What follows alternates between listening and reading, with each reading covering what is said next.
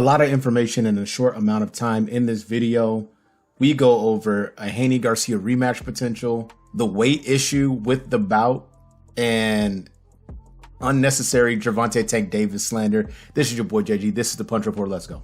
If you are new to the channel, please come in, like, subscribe, hit the bell icon to be notified when the content drops. This is a quick video. The dust is still settling from Saturday night's event, Ryan Garcia, Devin Haney, and we saw how that played out. Ryan Garcia was victorious after a tumultuous build up to the fight. He really cooked Devin Haney, dropped him multiple times. I think the official drop count was 3 or 4, but you could say it was like 7 drops.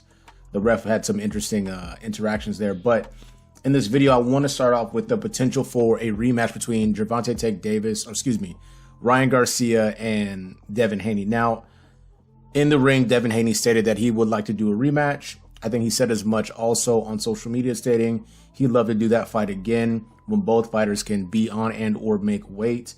I want to ask you right now, put it in the comment section, are you interested in seeing a Ryan Garcia Devin Haney rematch? For me, I'm going to go with absolutely not. There's no reason to see this fight again. They've had history. This was their professional meeting. It went really poorly. Like I said before, this might be a scenario where the Ryan Garcia puzzle is too difficult for Devin Haney to solve. And going up in weight, let's say they fight at welterweight 147.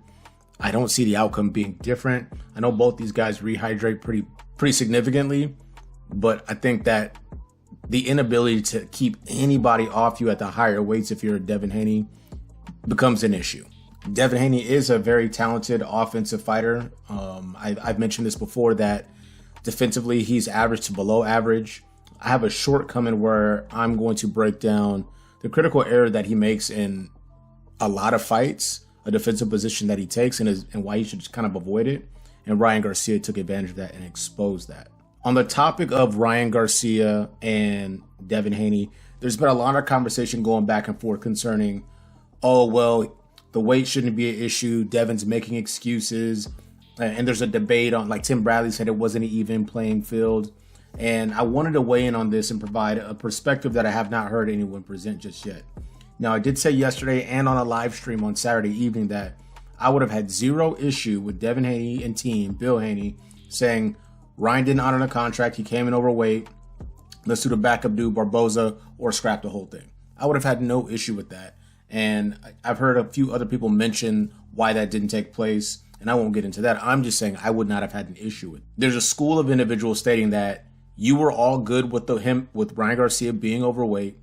You took the 1.5 million and you decided to step into the squared circle, and the results are what they are. I don't have an issue with that either. But I want to look at it from this perspective, and it's before you actually get into the ring. Devin Haney he struggled to get down to 140. He weighed in naked to make the weight. What does that tell me? That means he came way down the ladder to make 140. It was taxing on his body, but he committed to his contract. He was the ultimate professional, he and team, and they made the contractually obligated weight of 140 pounds. When you see Ryan Garcia is not even going to try to make 140, he's telling you, I'm coming into this fight and I don't care about the belt, and I'm going to have a tactical and strategic advantage over you. You already know I have speed and power. Now I'm going to be much heavier and I'm not going to be taxed. My body is not going to be taxed. So perhaps that's what Tim Bradley means by not an even playing field. But I'm looking at it from the perspective of not even within the square circle, but going into it. In my preparation, I've had to do less than you've had to do, which means I'll have more by the time I make to the square circle. And I think it's tough to argue that point. It's a reality that took place. Devin Haney and Bill Haney and team, they accepted that reality. No one forced them to do that. They even made a little extra money off that. But as far as the weight is concerned, yeah, they accepted that. Like I mentioned before, I would have had no issue with them saying, yeah, we're not doing that, Ryan. You didn't take this serious, so we're not going to do the bout. These types of things do have a factor. For Devin Haney, I think one thing that would help is he can't get so big in the offseason. You poke around the internet, and maybe I'll throw some photos in here. He gets very, very full in the face, paws, and then he cuts all the way down to before obviously 30, now 40, or 35, now 40. And it's just not the best look. I think Floyd Mayweather's a good model for that. He's a guy who stayed in the gym. He never really ballooned up, stayed in shape. And so when it came time to fight, all he had to do was prepare for his opposition, not get into shape, not lose weight, not diet super hard, and deplete himself in such a way. But those are my thoughts on the weight issue, so to speak. Let me know what you think in the comment section.